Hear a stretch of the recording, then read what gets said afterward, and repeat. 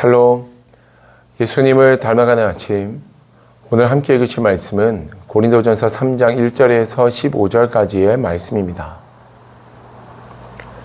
형제들아, 내가 신령한 자들의 대함과 같이 너희에게 말할 수 없어서 육신에 속한 자 곧 그리스도 안에서 어린 아이들의 대함과 같이 하노라. 내가 너희를 저주로 먹이고 밥으로 아니하였노니 이는 너희가 감당하지 못하였음이거니와 지금도 못하리라. 너희는 아직도 육신에 속한 자로다. 너희 가운데 시기와 분쟁이 있으니 어찌 육신에 속하여 사람을 따라 행함이 아니리요. 어떤 이는 말하되 나는 바울에게라 하고 다른 이는 나는 아볼로에게라 하니 너희가 육의 사람이 아니리요. 그런즉 아볼로는 무엇이며 바울은 무엇이냐. 그들은 주께서 각각 주신 대로 너희로 하여금 믿게 한 사역자들이니라. 나는 심었고 아볼로는 물을 주었으되 오직 하나님께서 자라나게 하셨나니 그런즉 심는 이나 물 주는 이는 아무것도 아니로되 오직 자라게 하시는 이는 하나님뿐이니라. 심는 이와 물 주는 이는 한 가지나 각각 자기가 일한 대로 자기의 상을 받으리라. 우리는 하나님의 동역자들이요 너희는 하나님의 밭이요 하나님의 집이니라. 내가 주신 하나님의 은혜를 따라 내가 지혜로운 건축자와 같이 털을 닦아 두매 다른 이가 그 위에 세우나 그러나 각각 어떻게 그 위에 세울까를 조심할지니라. 이 닦아둔 것 외에 능히 다른 터를 닦아둘 자가 없으니 이 터는 곧 예수 그리스도라.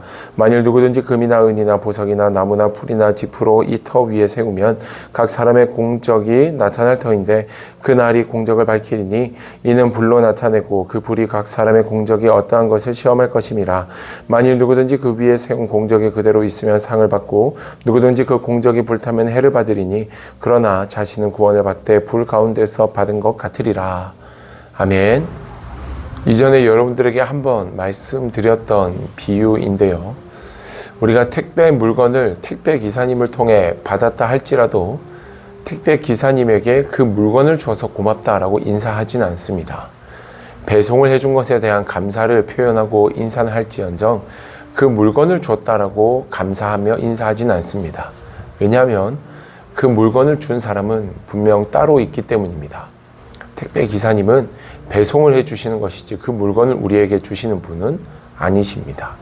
그 물건이 어디로부터 왔는지를 분명히 깨달아 알고 감사할 수 있는 것이 어쩌면 오늘을 살아가는 우리의 신앙이 되어야 한다라는 것을 우리가 먼저 한번 생각해 본 적이 있습니다. 고린도 교회로 편지를 쓰고 있던 당시에는 고린도 교회 안에 파벌 싸움이 참 문제가 되었습니다. 누군가는 고린도 교회를 세운 바울의 파에 속해 있는가 하면 누군가는 아주 수사학, 즉 현란한 말솜씨로 말씀을 가르쳤던 아볼로파를 따르는 자들, 또 누군가는 교회 전통과도 같은 개바를 따르는 자, 개바파 사람들, 그리고 사도들은 전혀 상관없이 오직 그리스도만 따른다라고 주장하던 그리스도파까지 하여서 파벌 싸움이 보통이 아니었습니다. 하나님께 모두가 속한 자들임에도 불구하고 서로 편을 가르고 서로를 향한 불편한 마음들을 가지고 있었던 것이 당시 모습입니다. 그런 그들을 향해 바울은 5절과 6절 그리고 7절 말씀처럼 이야기를 합니다. 그런즉 아볼로는 무엇이며 바울은 무엇이냐. 그들은 주께서 각각 주신 대로 너희로 하여금 믿게 한 사역자들이니라.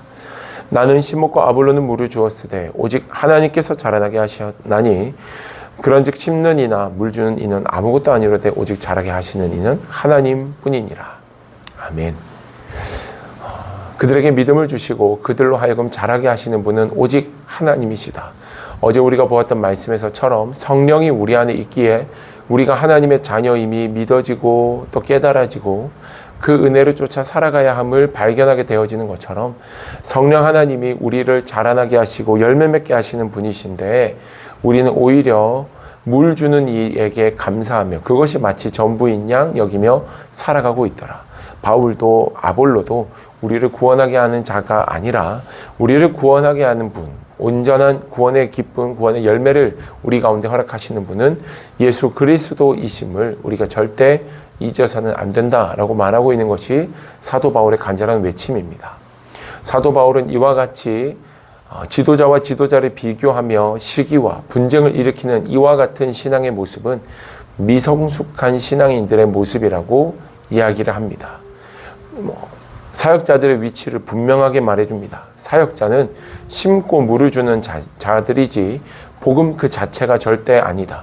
영원히 믿고 따를 자가 아니라 그들을 통해 우리는 하나님을 볼 수 있어야 한다. 물도 중요하고 자라게 하는 이도 중요하지만, 심는 이와 물 주는 이도 중요하지만 결국 생명을 자라게 하시는 분은 하나님이심을 사도 바울은 분명하게 말해주고 있습니다. 사랑하는 여러분, 우리의 믿음의 뿌리는 예수 그리스도께 있음을 우리가 잊어서는 안 됩니다. 10절 이하의 말씀처럼 우리의 믿음은 반드시 예수님께 뿌리를 둔 신앙이 되어야 합니다. 예수 안에 온전히 뿌리를 내리고 믿음으로 나아갈 때 성령께서는 우리 위에서 아름다운 열매들을 맺게 하실 줄 믿습니다.